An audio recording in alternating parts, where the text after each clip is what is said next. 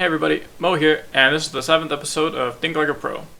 Now, it's currently 6 a.m., and my audio file for this has been erased twice now, so I'm just going to go ahead and jump right in. And in this episode, we're going to be talking about what are the roles in each match of Legends of Runeterra, how to determine your role in a match, how to play each role correctly, also including determining your game plan for each role and what resources you care about more based on which role you're playing. Before we talk about determining your role in a match and how to play that role, let's explain what roles there are in each match. So, there are two roles in each match of Legends of Runeterra. There's the aggressor and the reactor. The aggressor in the match is the person trying to end the game first with their win condition, and this player usually plays their cards first and is consistently applying pressure in one way or another, typically by applying that pressure their opponent's life total to try and put it to zero.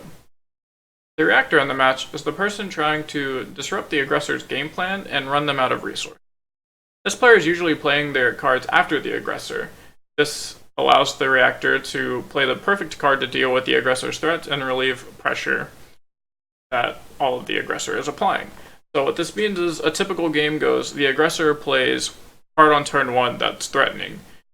Now, they played their card first, so now the reactor gets to decide, okay, is this card worth my spell, or is it not that much of a threat, or how do I effectively remove this card without losing value or without taking a whole bunch of damage and losing to the next threat that he plays, because you have to be able to think of how many threats he's going to play and how you are going to respond to each threat in his deck.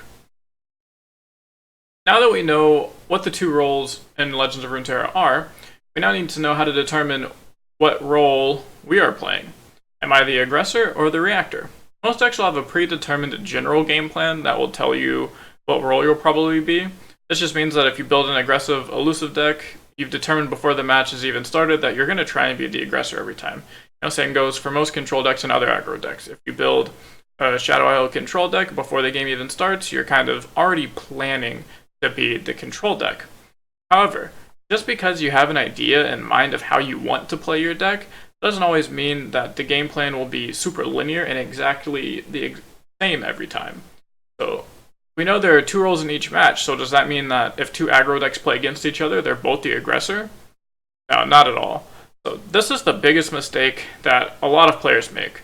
One of the aggro players still has to become the reactor, even though they're both playing aggressive decks. But how do you know if you're the reactor or not? This is where deck knowledge and experience of the meta comes in.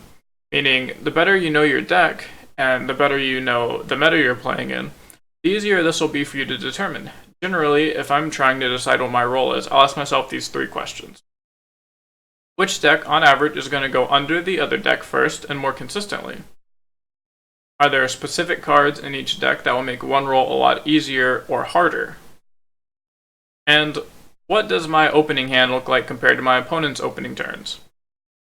So, just a disclaimer, all of the examples I'm going to make for this part of the video is going to be using a standard Ionio Freljord elusive deck and a Noxus Shadow Isle aggro spider deck. Both deck lists will be on screen, and we'll also have the deck code in the description below. And this is just simply because these are the most played aggro decks at the moment, so I feel like this will be more relevant to most players.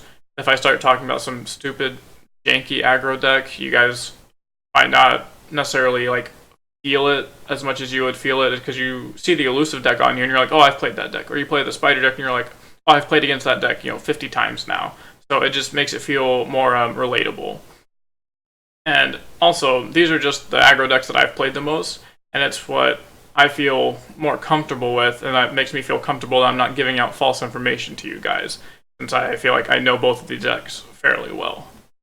So, which deck, on average, is going to go under the other deck first and more consistently, is basically just asking which deck is more consistent at being faster or applying more pressure first.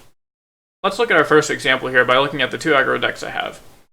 As we can see, the elusive deck plays 6 1-mana units and 7 2-mana units.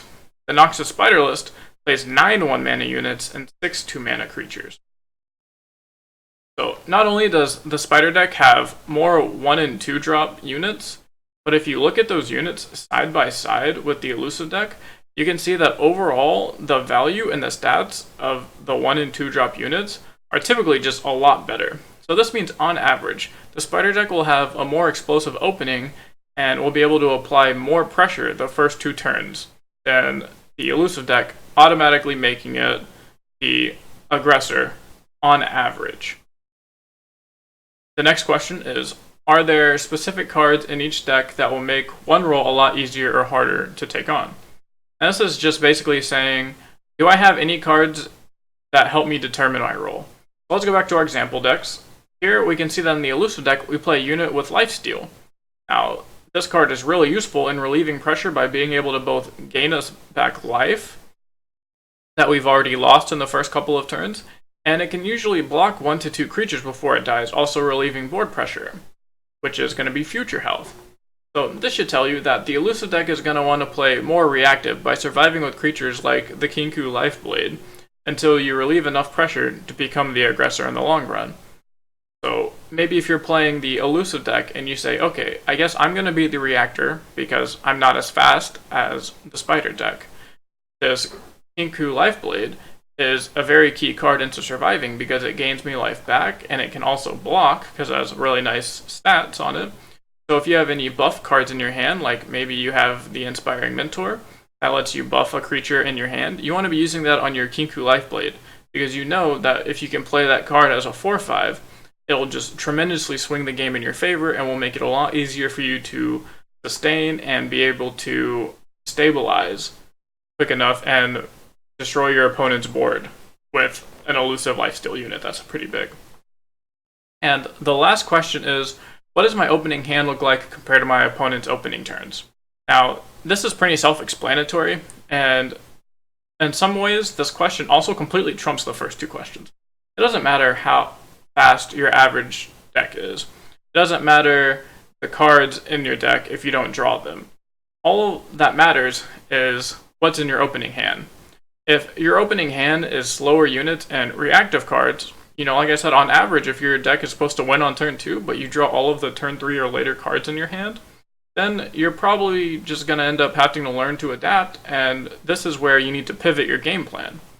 So if you're playing the spider deck in this matchup, on average, you're going to want to be the aggressor and have an explosive start.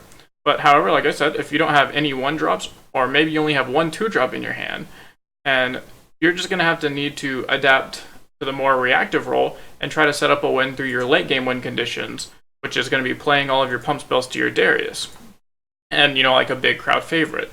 This doesn't mean, okay, I'm supposed to be the aggressor because I'm the elite deck, and on average, I'm the aggressor. And on average, I have a more explosive start. If you have a slower start than your opponent, don't try and force yourself to be the aggressor. This is how you lose your games.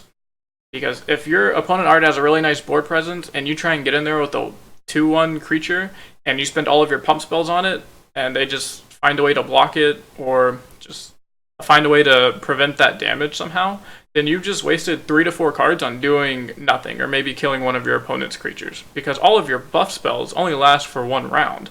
So once you swing with your creature that 1 round, then that's it. That's all your damage is gone. Whereas if you would have just played a more reactive role, maybe try to clean the board up a little bit, wait until you can play a big Darius, and because he has Overwhelm and he has really big stats, use all of your pump spells on him to get through. It doesn't matter if they block it with a small creature, you can still get in a whole bunch of damage. So I guess just don't try and force yourself to become the aggressor. And maybe don't force yourself to be the reactor, but more or less don't force yourself to be the aggressor. Just like if you're the elusive deck and you think, oh wow, I have a really nice turn 1, 2, and 3, I have a really nice tempo turn, I can play, a creature on turn 1, a creature on turn 2, and a creature on turn 3, and I have a really nice curve. So I want to be the aggressor. Well, you can say that to yourself, but if your opponent opens with triple 1-drop on turn 1 and then, or just a 1-drop on turn 1 and then 2 1-drops on turn 2, and then another 2 creatures on turn 3, I'm sorry to break the news, but you're not the aggressor anymore, and you need to adapt and figure out how to not die in that situation. The last thing we're going to talk about is how to play each role correctly. We now know that there are 2 roles in each match, and we now know how to determine what your role is. Great, you've determined that you're the reactor in the matchup. So what does that mean? How do you win? Well, first we're going to talk about the aggressor role. When you're the aggressor, your main goal is to put your opponent's life total to 0 as efficiently as possible by consistently using your resources to apply the most amount of possible pressure. The only resources you really care about when you're the aggressor is the amount of cards you have in your hand and your opponent's life total. The other resources don't typically matter too much, as in, like your life total. Your life total is basically irrelevant, and you should be using, as much mana as you can every single turn just by trying to apply the most pressure. So you don't have to worry too much about using your mana as a resource, as long as you're, just trying to use it efficiently by looking at your cards saying, how can I play the most amount of cards to apply the most amount of pressure? The mana thing will just come naturally. But yeah, the main thing here is your life total is not a resource to you because you don't care about it. That thing can go down to 1 for all you care because you're probably trying to kill your opponent. And they're not going to be threatening you when you're the aggressor early game. Now, when you're the reactor, your main goal is just to prevent your opponent from winning by disrupting their game plan and by just strictly surviving the early to maybe mid game. So even though playing the reactor may feel shitty, like, it's probably just going to feel like you're losing for a majority of the game, you just have to keep reminding yourself that as soon as your opponent runs out of resources, you've won the game. Yeah, like, their life total is going to be at 20, but at the end, their life total is going to be at 20, your life total is going to be at maybe 4 to 5, but they're going to have no creatures on the field, no cards in their hand, and you're going to have 2 to 3 creatures on the field and 6 cards in your hand. And it'll be almost impossible for you to lose at that point. So, if you can just react and survive for about 8 to 10 rounds, you should probably be fine. So, this means that you might not have to make the best trades, If you have a 3-2 that's usually supposed to be able to kill 2 creatures, but you have to use it to block a really big creature early on, that's fine. As long as you're just killing your opponent's creatures and making them, use all of their resources, once they run out of resources, you're basically fine. The main resource that you care about when you're the reactor is just the amount of cards and mana, just like when you're the aggressor, but the main difference here is you care about your life total. Your life total is the ultimate resource for you when you're the reactor. So your opponent can have full health for the first 50 rounds and it doesn't matter. The main thing is you just want to focus on not dying, because it doesn't matter how many cards are in your hand. You could have 50 cards in your hand, you could have 6 20/20s on the board. If your life total is 0, you still lose the game. You still lose. It doesn't matter how impressive your board is, it doesn't matter how impressive your cards are, you just care about not dying and running your opponents out of resources. But the good thing is, once you run your opponent out of resources, it's usually really hard for most aggressive decks to gain a bunch of resources back through card advantage and stuff like that, so you should be fine. So, I stream on Twitch Monday through Friday starting at 11 a.m.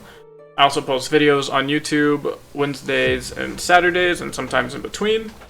But go ahead and make sure you follow me on Twitch, subscribe here on YouTube. Also join my Discord. I have a Discord server now, and the link to that's also in the description. So I'm always on there talking with people about deck list and get notifications on when I go live and post new videos.